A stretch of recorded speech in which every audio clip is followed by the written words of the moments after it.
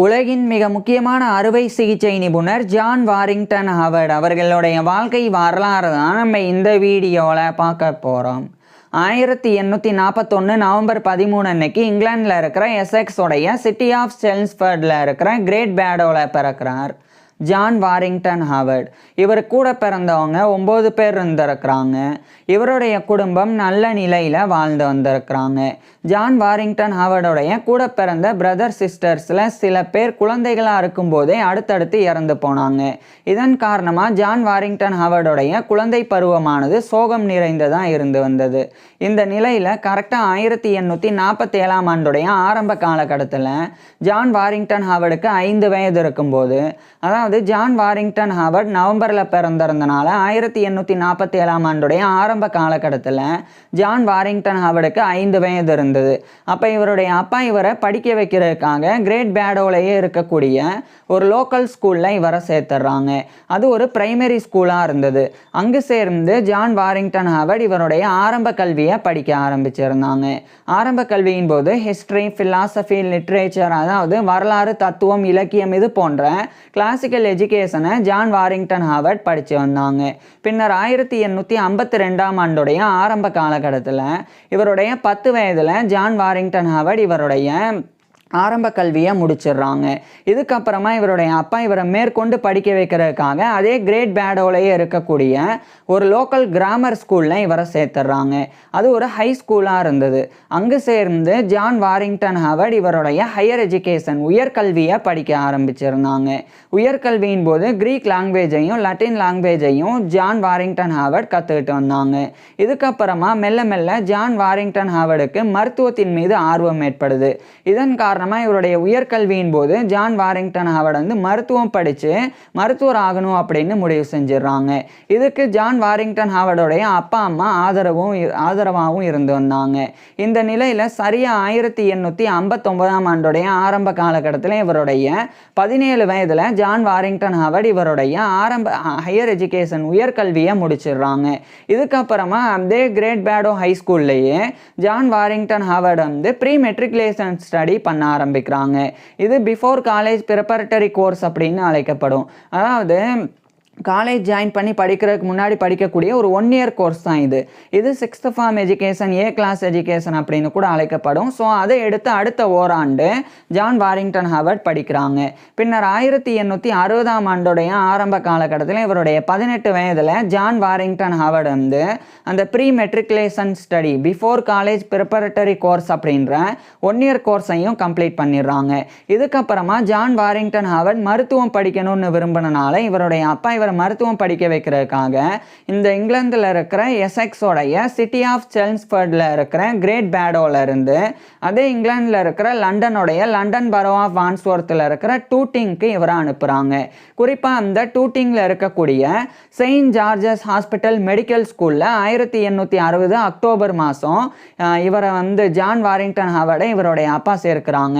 So இவருக்கு 18 வயது, 19 வயது ஆவதற்கு 1 மாதம் இருந்தது. ஸோ அப்போ வந்து அந்த ஒரு செயின்ட் ஜார்ஜஸ் ஹாஸ்பிட்டல் மெடிக்கல் ஸ்கூலில் இவர் மருத்துவம் படிக்கிறதுக்கு ஜாயின் பண்ணுறாங்க. செயின்ட் ஜார்ஜஸ் ஹாஸ்பிட்டல் அப்படின்னு ஒரு பெரிய டீச்சிங் ஹாஸ்பிட்டல் இந்த டூட்டிங்கில், லண்டனில் இருக்கிற டூட்டிங்கில் வந்து இருக்குது. அதாவது செயின்ட் ஜார்ஜஸ் ஹாஸ்பிட்டல் அப்படின்றது நோயாளிகளுக்கு சிகிச்சை கொடுக்கக்கூடிய ஒரு நார்மல் ஹாஸ்பிட்டல் மட்டும் கிடையாது. அது மருத்துவ மாணவர்களுக்கு மருத்துவ கல்வியையும் மருத்துவ பயிற்சியையும் கொடுக்கக்கூடிய ஒரு டீச்சிங் ஹாஸ்பிட்டலும் கூட. ஸோ அதனால் இந்த செயின்ட் ஜார்ஜஸ் ஹாஸ்பிட்டலோடைய கேம்பஸில் ஒரு மெடிக்கல் ஸ்கூல் இருந்தது. அதுதான் Saint George's hospital Medical School. அங்கே தான் 1860ஆம் ஆண்டு அக்டோபர் மாதம் ஜான் வாரிங்டன் ஹவர்ட் வந்து மருத்துவம் படிக்கிறதுக்காக ஜாயின் பண்ணாங்க. மருத்துவ கல்வியின் போது மருத்துவ பாடத்திட்டங்களாக மெடிக்கல் கரிக்குலமாக ஜான் வாரிங்டன் ஹவர்ட் வந்து அனாட்டமி உடற்கூறியல், ஃபிசியாலஜி உடலியல், பெத்தாலஜி நோயியல், கிளினிக்கல் மெடிசன் மருத்துவம், மெட்டீரியா மெடிக்கா மருந்துகளினுடைய பண்புகள் குறித்து படிக்கிறது, சர்ஜரி அறுவை சிகிச்சை, அப்சட்ரிக்ஸ் மகப்பேறு மருத்துவம் அதாவது பிரசவம் பார்க்கறது, கைனகாலஜி பெண் நோயியல், டிசீசஸ் ஆஃப் சில்ட்ரன் அது இன்றைய காலகட்டத்தில் பீடியாட்ரிக்ஸ் குழந்தை மருத்துவம், அதுக்கப்புறமா கெமிஸ்ட்ரி வேதியியல், பயாலஜி உயிரியல், பாட்டனி தாவரவியல், ஃபார்மகாலஜி மருந்தியல் அப்படின்னு இது போன்ற எல்லா பாடங்களையும் ஜான் வாரிங்டன் ஹாவர்ட் வந்து ரொம்ப சிறப்பாக படித்து வந்தாங்க. இதுக்கப்புறம் 1863 இவர் வந்து அந்த இங்கிலாந்துடைய லண்டனில் இருக்கிற Royal college of Surgeons of England அதனுடைய மெம்பர்ஷிப்பை பெறணும் அப்படின்னும், அதே லண்டனில் இருக்கிற Royal college of Physicians of London அதனுடைய லைசன்ஸை பெறணும் அப்படின்னும் அதுக்குண்டான ப்ரிப்பேரிசனில் இவர் ஈடுபட ஆரம்பிக்கிறாங்க. ஃபஸ்ட்டு இந்த ராயல் காலேஜ் ஆஃப் சர்ஜன்ஸ் அப்படின்றது இங்கிலாந்தில் இருக்கிற சர்ஜன்ஸ் அறுவை சிகிச்சை நிபுணர்களுக்கு உண்டான ஒரு ராயல் காலேஜ். அதே சமயம் ராயல் காலேஜ் ஆஃப் ஃபிசிசியன்ஸ் அப்படின்றது இங்கிலாந்தில் இருக்கிற ஃபிசிசியன்ஸ் மருத்துவர்களுக்கு உண்டான ராயல் காலேஜ். ஸோ இவைகளினுடைய மெம்பர்ஷிப்பையும் லைசன்ஸையும் பெறுறது மிகப்பெரிய ஒரு குவாலிஃபிகேஷன் மாதிரி. உதாரணமாக இந்த ராயல் காலேஜ் ஆஃப் சர்ஜன்ஸோடைய மெம்பர்ஷிப் பெற்றால் இவர் வந்து சர்ஜரியில் டிப்ளமோ பண்ண மாதிரி. அதேமாதிரி ராயல் காலேஜ் ஆஃப் ஃபிசிசியன்ஸோடைய லைசன்ஸ் பெற்றால் இவர் ஒரு ஃபிசிசியன் அப்படின்ற அந்த ஒரு மருத்துவர் ஆகிறதுக்கு உண்டான தகுதி பெறுற மாதிரி. ஸோ இதுக்காக இந்த ஒரு ப்ரிப்பேரிசனில் இவர் ஈடுபட்டாங்க. இதுக்கப்புறம் அந்த 1863 மே 7 அன்னைக்கு இவருடைய 21 வயதில் ஜான் வாரிங்டன் ஹாவர்ட் வந்து ராயல் காலேஜ் ஆஃப் சர்ஜன்ஸோடைய மெம்பராக தேர்ந்தெடுக்கப்படுறாங்க. So member of the royal college of surgeons MRCS அப்படின்ற மெம்பர்ஷிப்பை 1863 மே 7 அன்னைக்கு இவர் பெறாங்க. மேலும் அதே 1863 ராயல் காலேஜ் ஆஃப் ஃபிசிசியன்ஸோடைய லைசன்ஸையும் இவர் வந்து பெறாங்க. So licentiate of the royal college of physicians LRCP அப்படின்ற லைசன்ஸை 1863 ஜான் வாரிங்டன் ஹாவர்ட் வந்து பெறாங்க. அதுக்கப்புறமா 1864 செயின்ட் ஜார்ஜஸ் ஹாஸ்பிட்டல் மெடிக்கல் ஸ்கூல்ல இருந்து இவர் ஜான் வாரிங்டன் ஹாவர்ட் வந்து இவருடைய மருத்துவ கல்வியை முடிக்கிறாங்க. இந்த காலகட்டத்தில் இவர் வந்து வில்லியம் பிரவுன் ஸ்காலர்ஷிப் பெற்றிருந்தாங்க. மேலும் கிளினிக்கல் மெடிசன், சர்ஜரி இந்த 2 பாடங்களில் 4 ப்ரைஸஸ் வந்து ஜான் வாரிங்டன் ஹாவர்ட் வந்து பெற்றிருந்தாங்க. இதுக்கப்புறமா ஜான் வாரிங்டன் ஹாவர்ட் வந்து ஒரு சர்ஜன் அறுவை சிகிச்சை நிபுணர் ஆகணும் அப்படின்னு டிசைட் பண்ணுறாங்க.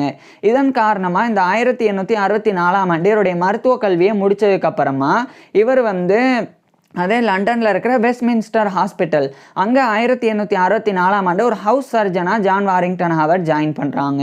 அதாவது ஹவுஸ் சர்ஜன் அப்படின்னா இப்போ வந்து இவர் ஜான் வாரிங்டன் ஹாவர்ட் வந்து மருத்துவ கல்வியை முடிச்சிட்டா மட்டும் செயின்ட் ஜார்ஜஸ் ஹாஸ்பிட்டல் மெடிக்கல் ஸ்கூலில் மருத்துவ கல்வியை முடிச்சுட்டு இந்த ராயல் காலேஜ் ஆஃப் சர்ஜன்ஸோடைய மெம்பர்ஷிப்பையும் ராயல் காலேஜ் ஆஃப் ஃபிசிசியன்ஸோடைய லைசன்ஸ் இதை 2 பெற்றுட்டா மட்டும் இவர் ஒரு அறுவை சிகிச்சை நிபுணராக நோயாளிகளுக்கு அறுவை சிகிச்சைலாம் பண்ண முடியாது.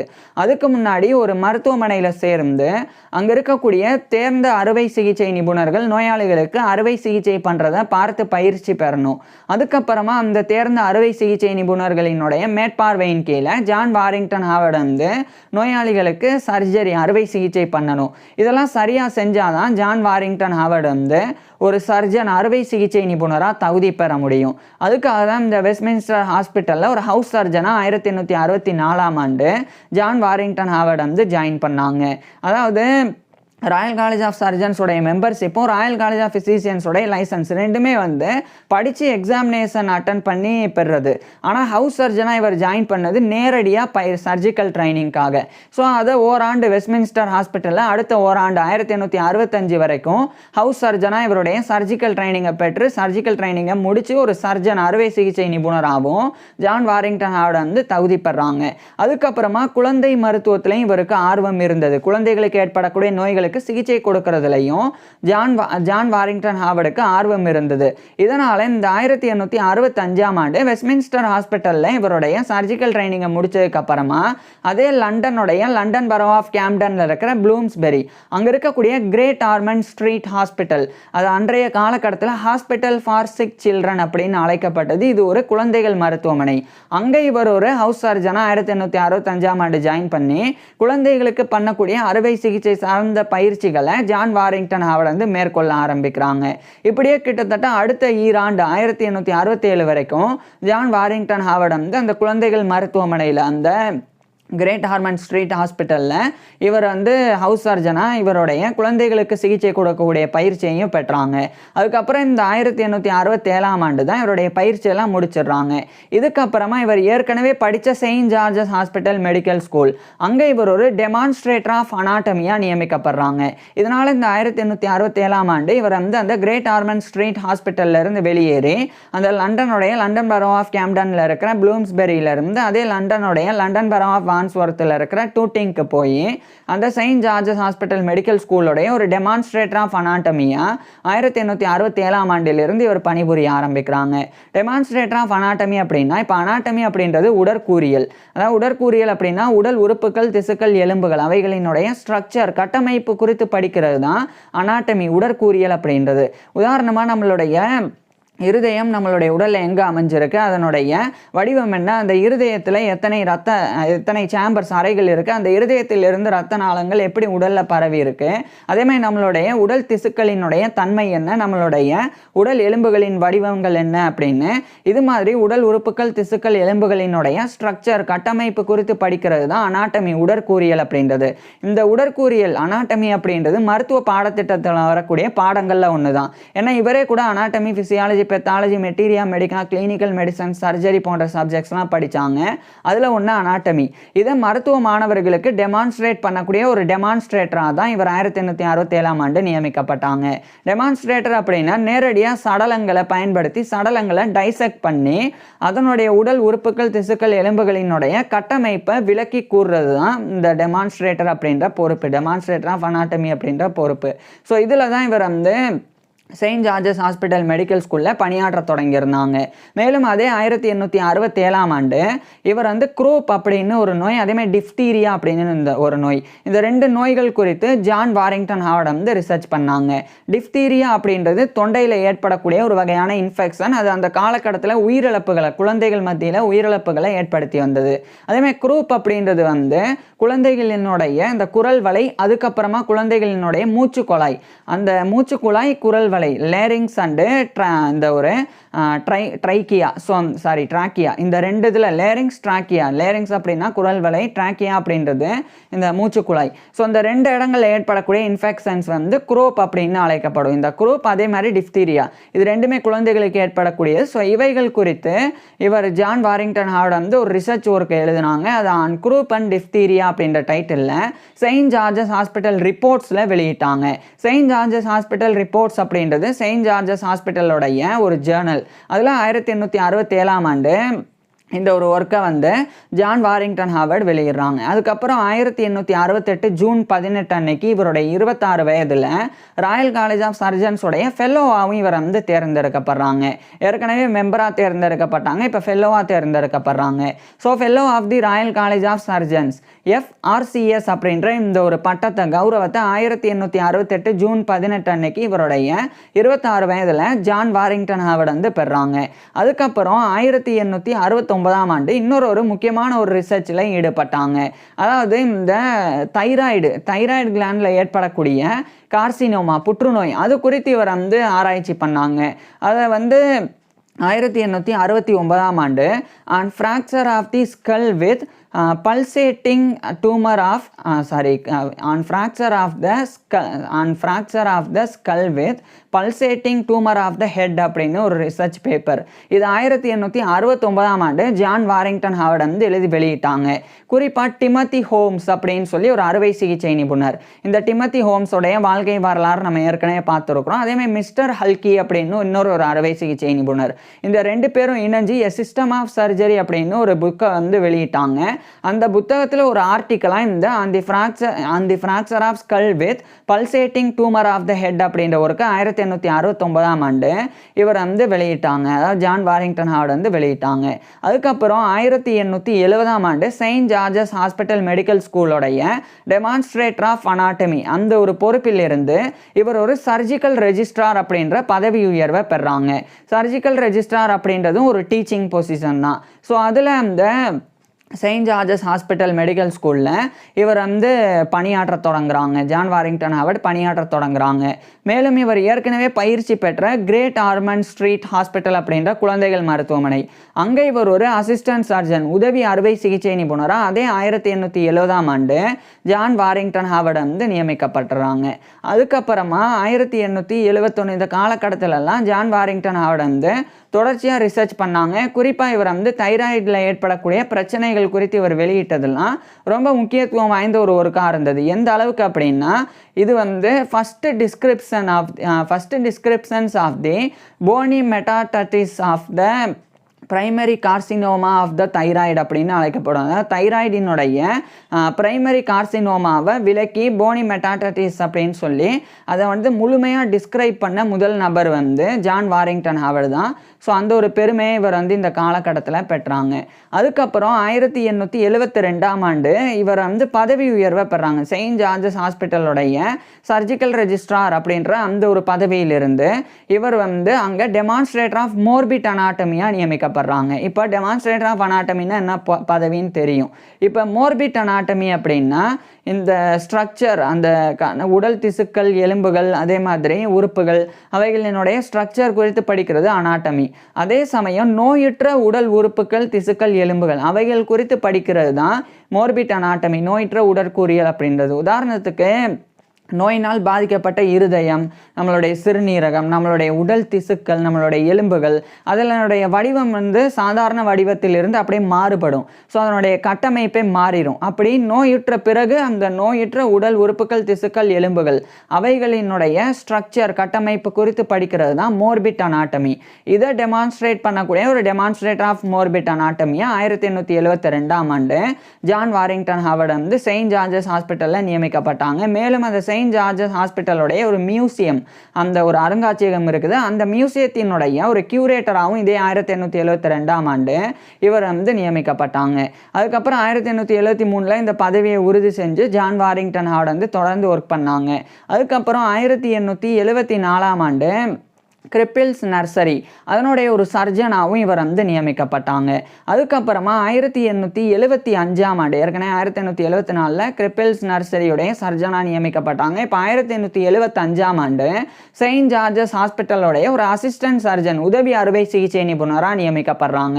மேலும் அந்த செயின்ட் ஜார்ஜஸ் ஹாஸ்பிட்டலுடைய ஆர்த்தோபீடிக் டிபார்ட்மெண்ட், அதாவது எலும்பியல் துறை, அங்கே ஒரு ஃபுல் சர்ஜனா, முழு அறுவை சிகிச்சை நிபுணராகவும் அதே 1875ஆம் ஆண்டு இவர் வந்து நியமிக்கப்படுறாங்க. அதாவது செயின்ட் ஜார்ஜஸ் ஹாஸ்பிட்டலில் ஒரு உதவி அறுவை சிகிச்சை நிபுணராகவும் அதே செயின்ட் ஜார்ஜஸ் ஹாஸ்பிட்டலுடைய ஆர்த்தோபீடிக் டிபார்ட்மெண்ட்டில் ஒரு முழு அறுவை சிகிச்சை நிபுணராகவும் இவர் வந்து பணிபுரிய தொடங்குறாங்க.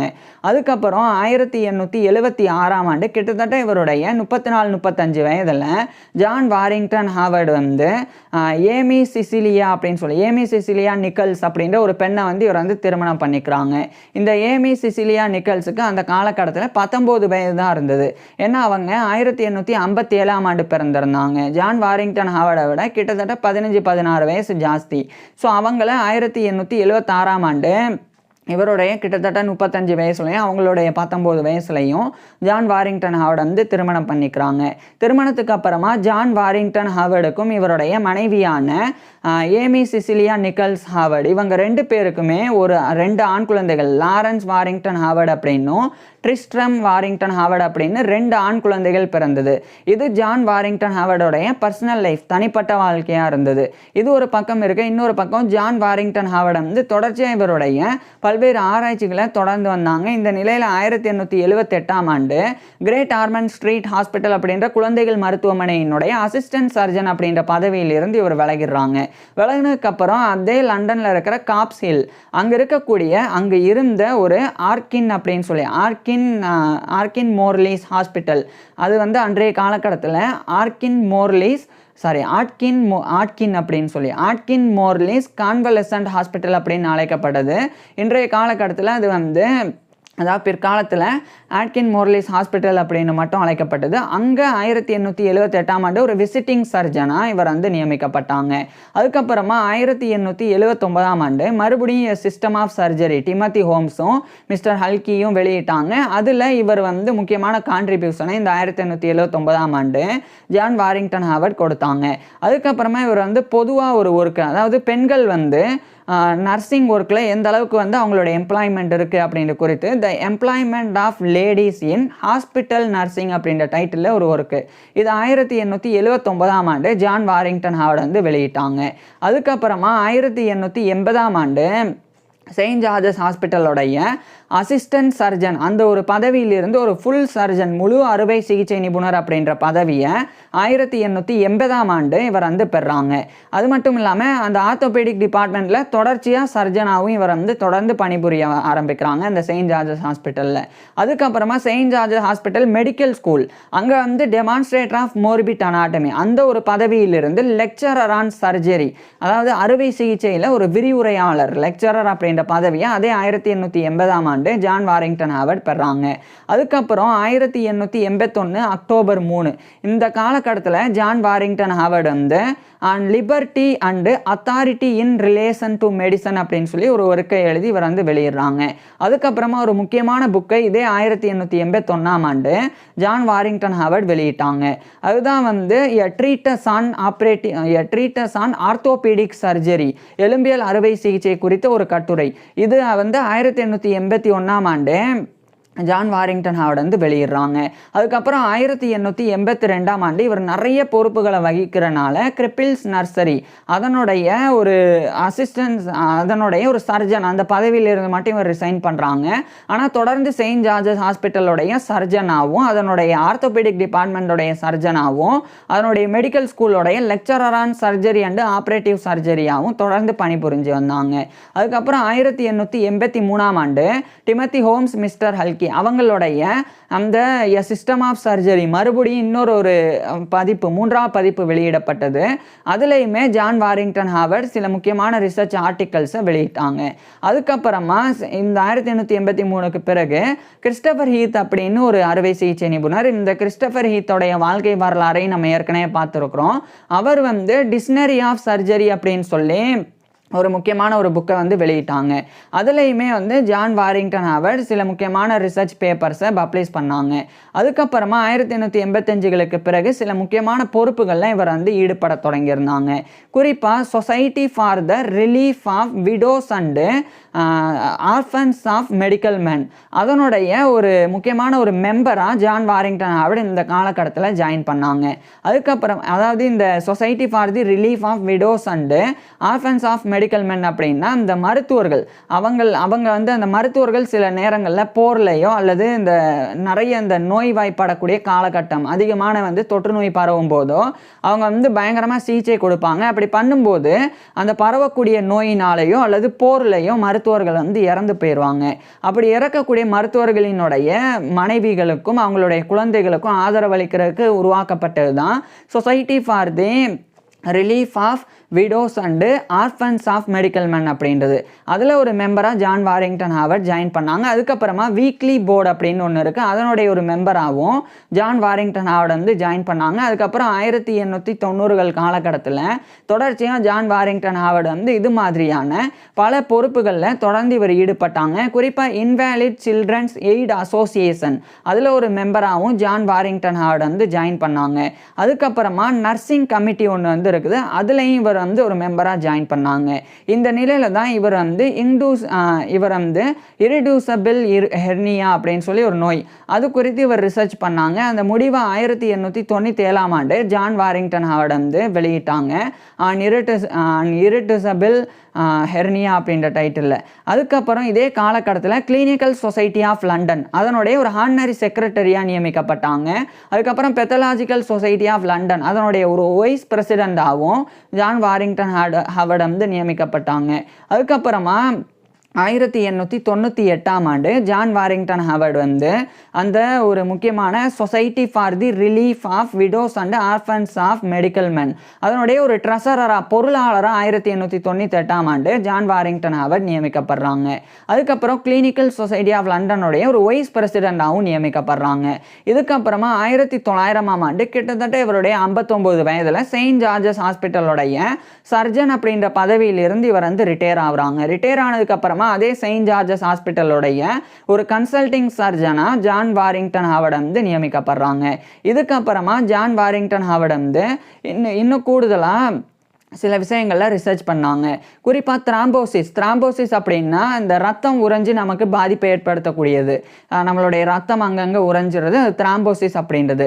அது குறித்து ஜான் வாரிங்டன் ஹாவர்ட் வந்து ரிசர்ச் பண்ண ஆரம்பிக்கிறாங்க. அதுக்கப்புறம் ஃப்ளெபைட்டிஸ் அப்படின்றது வந்து நம்மளுடைய ரத்த நாளங்களினுடைய வெயின்ஸ் அதனுடைய மேற் சுவர்ல ஏற்படக்கூடிய பாதிப்பு, வீக்கம். அதுதான் வந்து இந்த ஃப்ளெபைட்டிஸ் அப்படின்றது. இந்த 2 குறித்தும் ஜான் வாரிங்டன் ஹாவர்ட் வந்து இந்த காலகட்டத்துல ரிசர்ச்லாம் பண்ணாங்க.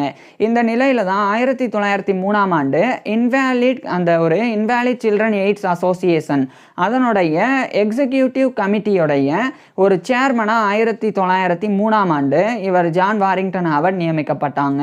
அதுக்கப்புறமா நர்சிங் கமிட்டி அதனுடைய ஒரு சேர்மனா 1904ஆம் ஆண்டு ஜான் வாரிங்டன் ஹாவர்ட் நியமிக்கப்பட்டாங்க. ஸோ அந்த இன்வாலிட் சில்ட்ரன்ஸ் எய்ட் அசோசியேஷனுடைய எக்ஸிக்யூட்டிவ் கமிட்டி சேர்மன் 1903, அதுக்கப்புறம் நர்சிங் கமிட்டியோடைய சேர்மன் 1904. ஸோ அந்த பதவிகளில் ஜான் வாரிங்டன் ஹாவர்ட் வந்து தொடர்ந்து பணிபுரிய ஆரம்பிக்கிறாங்க. அதுக்கப்புறமா 1906ஆம் ஆண்டு இவர் வந்து Royal college of Surgeons of England தரப்பிலிருந்து ஒரு ஹண்டேரியன் லெக்சரராக நியமிக்கப்பட்டாங்க. ஹண்டேரியன் லெக்சரர் அப்படின்னா, இந்த ஹண்டேரியன் லெக்சர்ஸ் அப்படின்னு ஒரு மெடிக்கல் லெக்சர், ஒரு மருத்துவ விரிவுரை, அதை வழங்குறதுக்கு உருவாக்கப்பட்டது ஹண்டேரியன் லெக்சரர் அப்படின்ற பதவி. அதாவது ஜான் ஹண்டர் அப்படின்னு ஒரு அறுவை சிகிச்சை நிபுணர் 1728 1793 வரைக்கும் வாழ்ந்தவர். அவர் வந்து தலை சிறந்த அறுவை சிகிச்சை நிபுணர். அவர் இறந்த பிறகு அவரை கௌரவப்படுத்துறதுக்காக அந்த ஜான் ஹண்டருடைய பேர்ல ஹண்டேரியன் லெக்சர்ஸ் அப்படின்னு ஒரு மெடிக்கல் லெக்சர் ஆனது ராயல் காலேஜ் ஆஃப் சர்ஜன்ஸ் தரப்பில் நிறுவப்பட்டது. அது வருடம் அந்த ஒரு ஹண்டேரியன் லெக்சர்ஸ் வழங்குறதுக்கு தலை சிறந்த அறுவை சிகிச்சை நிபுணர்களில் ஒருத்தரை ராயல் காலேஜ் ஆஃப் சர்ஜன்ஸ் வந்து தேர்ந்தெடுப்பாங்க. அது மாதிரி 1906ஆம் ஆண்டு ஜான் வாரிங்டன் ஹாவர்டை அந்த ராயல் காலேஜ் ஆஃப் சர்ஜன்ஸ் வந்து ஒரு ஹண்டேரியன் லெக்சரராக தேர்ந்தெடுத்தாங்க. இவர் வந்து ஃப்ளெபைட்டிஸ் அண்டு த்ராம்போசிஸ் அந்த நோய்கள் குறித்து இவர் வந்து இவருடைய மருத்துவ விரிவுரையை 1906ஆம் ஆண்டு ஒரு ஹண்டேரியன் லெக்சரராக கொடுத்தாங்க. அதுக்கப்புறமா அதே 1906ஆம் ஆண்டு royal medical and chirurgical society of London அதனுடைய ஒரு பிரசிடெண்டாக இவர் வந்து நியமிக்கப்படுறாங்க. இது வந்து மருத்துவர்கள் மற்றும் அறுவை சிகிச்சை நிபுணர்கள் அவங்களுக்குண்டான ஒரு society, royal medical and chirurgical society அப்படின்றது. ஸோ அதனுடைய ஒரு பிரசிடெண்டாக 1906ஆம் ஆண்டு ஜான் வாரிங்டன் ஹாவர்ட் நியமிக்கப்பட்டாங்க. அதுக்கப்புறம் 1907ஆம் ஆண்டு அந்த பதவியிலிருந்து விலகினாங்க. இந்த நிலையில் இந்த 1907ஆம் ஆண்டு தான் Royal medical and chirurgical society, இது வந்து லண்டனில் இருக்கிற ராயல் சொசைட்டி ஆஃப் மெடிசன் அதனோட எக்ஸ்பேண்டட் ஆகி அதுக்குள்ளே வந்து சேர்ந்து இன்னைக்கு வந்து அது ஒட்டுமொத்தமாக ராயல் சொசைட்டி ஆஃப் மெடிசன் அப்படின்னு அழைக்கப்படுது. ஸோ 1907ஆம் ஆண்டு இது வந்து எக்ஸ்பேண்ட் ஆனது. ஸோ 1907ஆம் ஆண்டு கடைசி பிரசிடெண்டாக அந்த royal medical and chirurgical society of லண்டனுடைய லாஸ்ட் பிரசிடெண்டாக இவர் தான் இருந்தாங்க. அதாவது ஜான் வாரிங்டன் ஹாவர்ட் தான் இருந்தாங்க 1906 to 1907. அதுக்கப்புறம் அது வந்து ராயல் சொசைட்டி ஆஃப் மெடிசனில் வந்து ஜாயின் பண்ணி ஒட்டுமொத்தமாக ராயல் சொசைட்டி ஆஃப் மெடிசன் ஆகுது. அதுக்கப்புறம் 1908ஆம் ஆண்டு அந்த ராயல் சொசைட்டி ஆஃப் மெடிசனுடைய சர்ஜிக்கல் செக்ஷன் 1907ஆம் ஆண்டு அந்த ராயல் சொசைட்டி ஆஃப் மெடிசனுடைய ஒரு மீட்டிங் நடந்தது. அதனுடைய சர்ஜிக்கல் செக்ஷனில் இவர் ஒரு அட்ரஸ் 1907ஆம் ஆண்டு ஜான் வாரிங்டன் ஹாவர்ட் கொடுத்தாங்க. அதுக்கப்புறம் 1908ஆம் ஆண்டு ராயல் சொசைட்டி ஆஃப் மெடிசனுடைய சர்ஜிக்கல் செக்ஷனுடைய ஒரு பிரசிடெண்டாக இவர் நியமிக்கப்பட்டாங்க. அந்த பதவியில் 1909 வரைக்கும் ஜான் வாரிங்டன் ஹாவர்ட் வந்து இருந்தாங்க, ராயல் சொசைட்டி ஆஃப் மெடிசனுடைய சர்ஜிக்கல் செக்ஷனுடைய பிரசிடெண்டாக. அதுக்கப்புறம் 1910ஆம் ஆண்டு ஜான் வாரிங்டன் ஹாவர்ட் வந்து இந்த காலகட்டத்தில் இவருடைய மனைவியையும் இவருடைய 2 குழந்தைகளையும் அழைச்சிட்டு இந்த இங்கிலாண்டில் இருக்கிற லண்டன் பரோ ஆஃப் வான்ஸ்வர்த்தில் இருக்கிற டூட்டிங்கில் இருந்து நேராக அதே இங்கிலாண்டுடைய ஹார்ட்ஃபோர்ட்ஷையரில் இருக்கக்கூடிய பெர்க்ஹாம்ஸ்டட் அங்கே வந்து போகிறாங்க. குறிப்பாக இந்த பெர்க்ஹாம்ஸ்டடில் இருக்கிற மேனர் எண்ட் அங்கே தான் வந்து இவர் ஜான் வாரிங்டன் ஹாவர்ட் இவருடைய குடும்பத்தோட 1910களுக்கு பிறகு வாழ தொடங்கியிருந்தாங்க. இந்த நிலையில் தான் 1912ஆம் ஆண்டு சிஸ்டம் ஆஃப் ட்ரீட்மெண்ட் அப்படின்னு சொல்லி ஒரு முக்கியமான மிஸ்டர் லேத்தம் அப்படின்ற மருத்துவர், மிஸ்டர் இங்கிலீஷ், இந்த 2 பேர் வெளியிட்டாங்க. அதில் சில முக்கியமான ஆர்டிகல்ஸ் 1912ஆம் ஆண்டு ஜான் வாரிங்டன் ஹாவர்ட் வந்து கான்ட்ரிபியூட் பண்ணாங்க. அதுக்கப்புறம் சில ஆண்டுகளுக்கு பிறகு 1915ஆம் ஆண்டு ஜான் வாரிங்டன் ஹாவர்ட் வந்து அந்த இன்வாலிட் சில்ட்ரன்ஸ் எய்ட் அசோசியேஷனுடைய எக்ஸிக்யூட்டிவ் கமிட்டி சேர்மன் அப்படின்ற பதவியில் இருந்தும் நர்சிங் கமிட்டியுடைய சேர்மன் அப்படின்ற பதவி 2 பதவிகளில் இருந்தும் 1915ஆம் ஆண்டு இவர் வந்து ஓய்வு பெறாங்க. அங்கிருந்து 3 ஆண்டுகளுக்கு அப்புறம் 1918ஆம் ஆண்டு அந்த Society for the relief of widows and orphans of Medical Men அதனுடைய ட்ரெஸரர் அப்படின்ற பதவியிலிருந்து 20 ஆண்டுகளுக்கு பிறகு 1918ஆம் ஆண்டு ஜான் வாரிங்டன் ஹாவர்ட் வந்து ஓய்வு பெறாங்க. ஸோ 1898 1918 வரைக்கும் இந்த ஒரு பொறுப்பில் ஜான் வாரிங்டன் ஹாவர்ட் வந்து இருந்திருந்தாங்க. ஸோ அதுக்கப்புறம் ரிட்டையர் ஆகுறாங்க. அதுக்கப்புறம் ஜான் வாரிங்டன் ஹாவர்ட் முழுக்க இங்கிலாந்தில் இருக்கிற ஹார்ட்ஃபர்ட்ஷையருடைய அந்த பெர்க்ஹாம்ஸ்டடில் இருக்கிற மேனர் எண்டில் தான் வசித்து வந்தாங்க. பின்னர் 1921ஆம் ஆண்டு ஆகஸ்ட் 20 அன்னைக்கு இவருடைய 79 வயதில் ஜான் வாரிங்டன் ஹாவர்ட் வந்து இறந்து போகிறாங்க. அதே அந்த பெர்க்ஹாம்ஸ்டடில் இருக்கிற மேனர் எண்டிலே இவர் வந்து இறந்து போகிறாங்க. ஸோ 1921 ஆகஸ்ட் 20 அன்னைக்கு இவருடைய 79 வயதில் ஜான் வாரிங்டன் ஹாவர்ட் வந்து இறந்து போகிறாங்க. இவர் இறந்து போன சில ஆண்டுகளுக்கு பிறகு 1934 அந்த காலகட்டத்தில் குறிப்பாக வந்து 1934 to 1938 இந்த காலகட்டத்துக்குள்ள ஜான் வாரிங்டன் ஹாவர்டுடைய மனைவியான ஏமி சிசிலியா நிக்கல்ஸ் ஹாவர்ட் அவங்களும் வந்து இறந்து போனாங்க. அதுக்கப்புறம் ஜான் வாரிங்டன் ஹாவர்டுடைய 2 மகன்கள் லாரன்ஸ் வாரிங்டன் ஹாவர்ட் அதுக்கப்புறம் ட்ரிஸ்ட்ரம் வாரிங்டன் ஹாவர்ட். அதில் இந்த லாரன்ஸ் வாரிங்டன் ஹாவர்ட் வந்து ஒரு பெரிய ஒரு இங்கிலாந்துடைய மான்செஸ்டரில் இருக்கிற ஒரு ஆர்ட் கேலரி அங்கே வந்து பணிபுரியக்கூடிய ஒரு பெரிய ஆர்டிஸ்டாலாம் இருந்தாங்க. ஸோ இதெல்லாம் வந்து ஜான் வாரிங்டன் ஹாவர்டுடைய பர்சனல் லைஃப் தனிப்பட்ட வாழ்க்கை. இன்னொரு பக்கம் ஜான் வாரிங்டன் ஹாவர்டுடைய பிறப்பு 1841 நவம்பர் 13 அப்படின்னு ஒரு சில இடங்களில் நவம்பர் 18 1841 அப்படின்னு குறிப்பிடப்பட்டிருக்குது. ஸோ தேதி வந்து 13 18 அப்படின்றது முழுமையாக வந்து 13ஆம் தேதி தான் அப்படின்னு உறுதி செய்ய முடியல. ஆனால் ஓரளவுக்கு 18 கிடையாது 13 தான் இவர் பிறந்தது அப்படின்னு வந்து உறுதி செய்ய முடியும். ஒருவேளை இதில் மாற்றம் இருந்தால் நான் வந்து டிஸ்பிளேயில் தெரிவிக்கிறேன். ஸோ ஜான் வாரிங்டன் ஹாவர்ட் வந்து 79 ஆண்டுகள் வந்து கிட்டத்தட்ட 80 ஆண்டுகள் வாழ்ந்து இறந்து போனாங்க. இதுக்கப்புறம் ஜான் வாரிங்டன் ஹாவர்டை நினைவு கூறும் வகையில் ஹம்ஃப்ரி ராலிஸ்டன் அப்படின்னு சொல்லி ஒரு மருத்துவர், இந்த ஹம்ஃப்ரி ராலிஸ்டனுடைய வாழ்க்கை வரலாறு நம்ம ஏற்கனவே பார்த்துருக்குறோம். அவர் வந்து ஜான் வாரிங்டன் ஹாவர்டுடைய கான்ட்ரிபியூஷன் அறுவை சிகிச்சையில் அதுக்கப்புறம் வந்து இவர் அந்த பிரைமரி கார்சினோமா ஆஃப் தைராய்டு அதை வந்து இவர் டிஸ்கிரைப் பண்ணது ஃபஸ்ட்டு நபர் அப்படின்ற அந்த ஒரு விஷயத்தை. அதுக்கப்புறம் royal medical and surgical society of லண்டனுடைய லாஸ்ட் பிரசிடெண்ட்டாக இருந்தது. அதுக்கப்புறமா இந்த முக்கியமான இந்த ஒரு ஃப்ளபைட்டிஸ் அண்ட் த்ராம்போசிஸ் அது குறித்து இவர் வெளியிட்ட ஒர்க்ஸ் அப்படின்னு இது மாதிரி பல விஷயங்கள் ஜான் வாரிங்டன் ஹாவர்ட் பண்ணியிருந்ததை இவர் பண்ணியிருந்த சாதனைகளை ஹம்ஃப்ரி ராலிஸ்டன் வந்து எழுதி வெளியிட்டாங்க. இது மட்டும் இல்லாமல் இன்னும் நிறைய பெரிய பெரிய மருத்துவர்கள் எல்லாம் ஜான் வாரிங்டன் ஹாவர்ட் இறந்த பிறகு இவர் பண்ண சாதனைகளை குறிப்பிட்டிருந்தாங்க. ஸோ இந்த அளவுக்கு ஜான் வாரிங்டன் ஹாவர்ட் வந்து இறப்பின் பிறகும் பேசப்பட்டதுக்கு முக்கிய காரணம் இவர் வாழும்போது அறுவை சிகிச்சையில் இவர் பண்ண பெரிய சாதனைகள் பங்களிப்பு தான். ஸோ இப்பேற்பட்ட ஜான் வாரிங்டன் ஹாவர்ட் பற்றி நீங்கள் என்ன நினைக்கிறீங்க அப்படின்றத கீழே கமெண்ட்ஸில் சொல்லுங்கள். உங்களுக்கு எந்த மாதிரியான டாபிக்ஸில் எந்த மாதிரியான வீடியோஸ் வேணும் அப்படின்றதையும் கீழே கமெண்ட்ஸில் சொல்லுங்கள். தேங்க்யூ.